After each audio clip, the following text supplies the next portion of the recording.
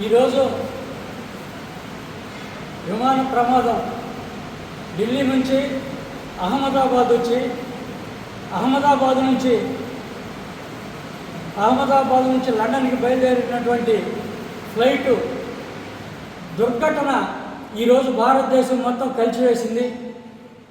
దానికి పురస్కరించుకొని ఈరోజు జరగాల్సినటువంటి ప్రభుత్వ అధికార అనధికార కార్యక్రమాలన్నీ కూడా రద్దు చేసుకొని ఆ యొక్క మృతుల కుటుంబాలకి సానుభూతి తెలియజేస్తూ వాళ్ళందరి కుటుంబాలకి ఆ భగవంతుడు మనోధైర్యాన్ని కల్పించాలని, ఈ యొక్క దుర్ఘటన భారతదేశ చరిత్రలోనే ఇంత పెద్ద దుర్ఘటన జరగడం ఇదే మొదటిసారి అని చెప్పని కేంద్ర మంత్రివర్యులు రామ్మోహన్ నాయుడు గారు కానీ, మన భారత ప్రధాని నరేంద్ర మోడీ గారు కానీ, మన ముఖ్యమంత్రి వర్యులు గౌరవనీయులు నారా చంద్రబాబు నాయుడు గారు అందరూ దిగ్భ్రాంతి వ్యక్తం చేయడం, ఈ దేశం మొత్తం కూడా ఒక హఠాత్ పరిణామాన్ని ఎదుర్కొన్నది. కాబట్టి మేమందరం కూడా ఈరోజు సానుభూతి తెలియజేస్తూ వారి యొక్క ఆత్మకు శాంతి కలగాలని చెప్పని 1 నిమిషం 2 నిమిషాలు మేము మౌనం పాటిస్తున్నాం.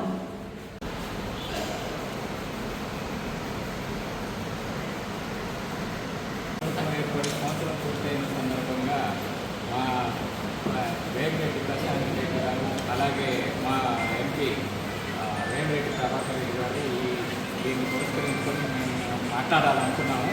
కానీ ఈ విమాన దుర్ఘటన జరిగిన సందర్భంగా వారి కుటుంబాలకు ఆత్మశాంతి చేకూరాలని ఈ విధంగా జరిగింది. కాబట్టి